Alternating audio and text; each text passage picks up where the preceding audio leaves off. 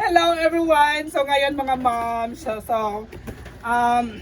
by the way, gusto ko na pasalamat ulit si Ate Ann, Sister Ann, ha?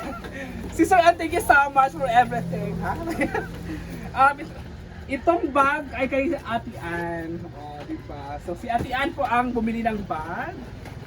So, ito Ate Ann yung ano mo, Ate Ann, yung mga bag mo, tatlo tong bag na to. So, ano ba? So ito yung pag-unboxing tayo ulit. So buksan muna natin.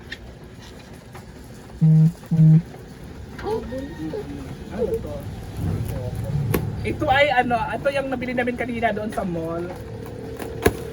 So itong mga gamit, ito ay para sa pamangkin ko doon sa amin, banda at sa kapitbahay kong maganda.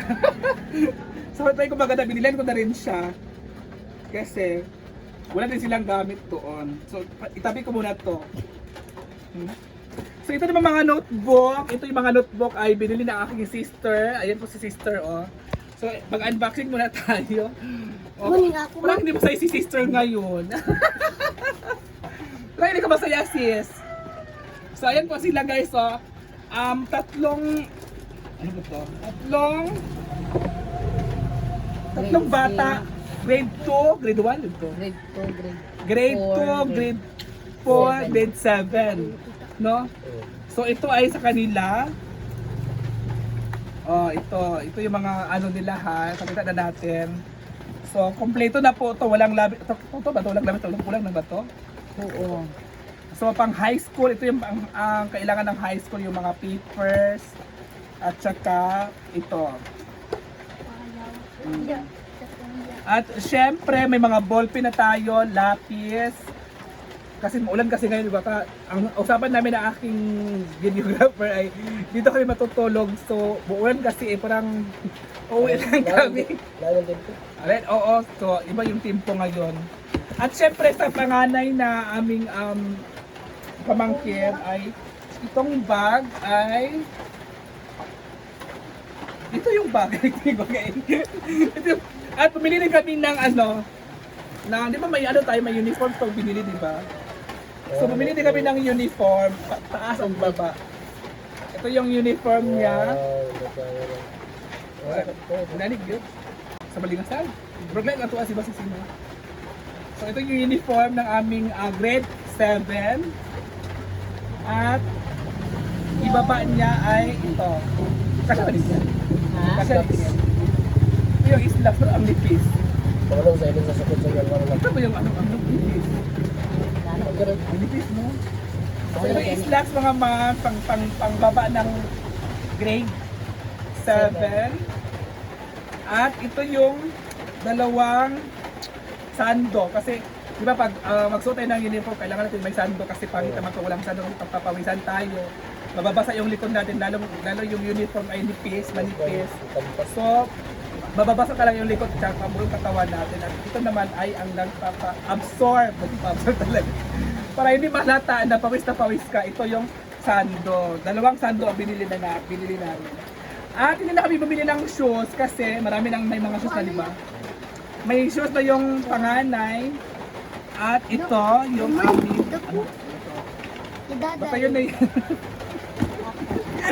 At bago ako napigulo muna ako dito. So, dito yung magulang. Magayon na kayo. Say thank you so much kay Ate Ann. Salamat po. Salamat, Ate Ann. Oo, kay Ate Ann. At ito yung Thank you so much. mga anak nila.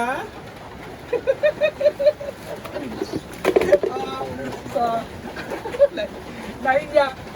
So ngayon mga moms, bumili kami ng manok ngayon.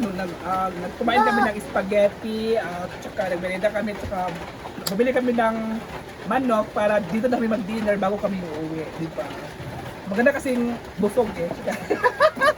Pagkita namin yung niluto naming nilagang baboy, nilagang manok at spaghetti. Kaya abangan na lang mga moms. So, ayan, so uulitin ko muna, Ate Ann, thank you so much. Alam mo na, Ate Ann, so yung bahay na Ate Ann, kailangan nila ng nag-promote agad kay Ate Ann. Ate Ann, kailangan talaga nila ng ng bubog. Kita ba Ate Ann, no? Kita ba Ate Ann, no? So, ang yero kailangan nila Atian siguro 10. Meron naman dito. 10 na yero. Kung sakaling magbibigay sa Atian ng yero, magkano yero ngayon? Tatawin mo si Manong. Magkano yung kapatid ko. Ikaw muna, tanungin kita. Magkano ang yero ngayon?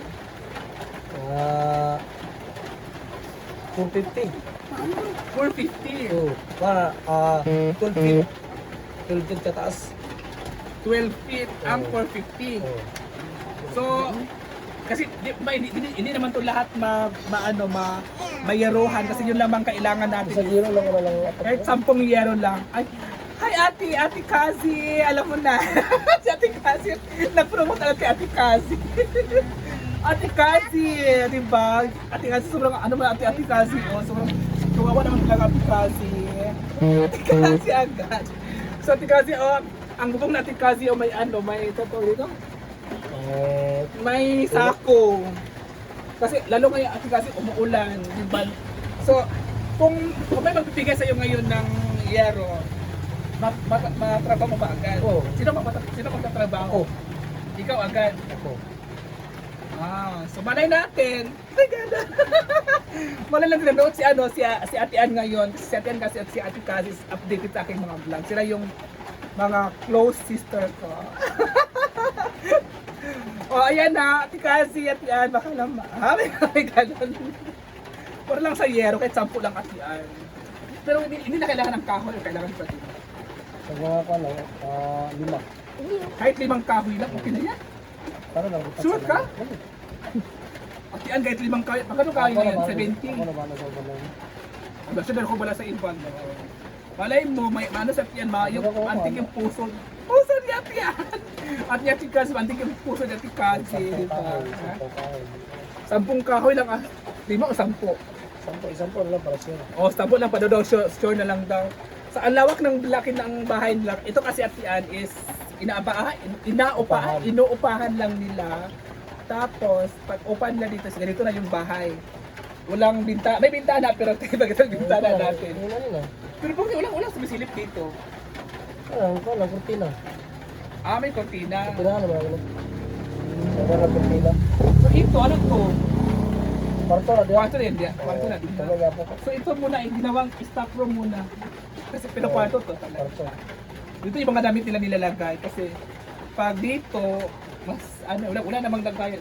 Ano ko ba? Sito mo dito rin sa sinipan. So ito yung siligpan nila Ate Ann. Sintarin mo ko Pag ba? ano sila sisi. Ayan ang siligpan nila. Siyempre may TV din sila. Bakit yung TV? TV. Lapad. Bakit yung TV? Yung TV nila. TV lapad. Tapos yung wire nila is parang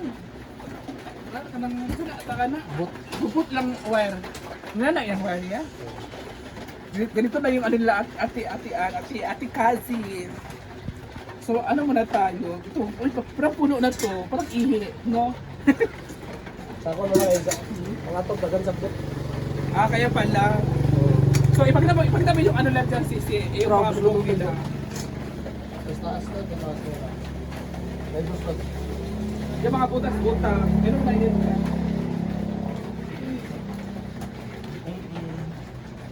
Ayun, ito yung dirty kitchen nila. Ito yung dirty kitchen. Wala silang tubig na putulan kasi marami kasi sila nag-ano dito nagko-connect ng tubig or ano. So ang babayaran nila ay 10,000 lahat. Pero kaya naputol kasi yung 10,000 is hati-hati sila dapat. Pero hindi naman lahat may pera. Kaya yun, iisahod sila doon sa malayo, sa sementeryo banda.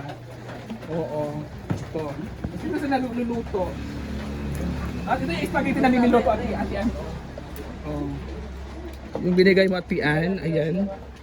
Nag-spaghetti, bili din kami ng manok, pang alauya. Ayan. Pakita mo sisi. Oh. Pinakuluan mo namin, pinalambot mo na namin bago kami tatakbo o aalis.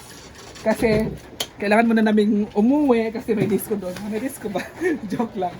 So ayan lang muna Ate Ann, thank you so much. Ulitin po natin. Thank you so much for everything. Alam mo na yun Ate Ann and God bless sa'yo. Ate Kazi, thank you so much. Joke lang. Ate Kazi, thank you din. I love you so much Ate Ann. I love you. Sana hindi kayo magsawang tumulong sa mga mga nangangailangan o kapwa nating mga Pinoy na kahit maliit na bagay, masaya na po kami, masaya na po yung mga tao, or masaya na po yung mga kababayan natin. Kahit tayo ay nakaangat, or kahit tayo ay hindi masyadong kagandahan. Joke lang. So, ayan. Thank you so much and God bless. Bye!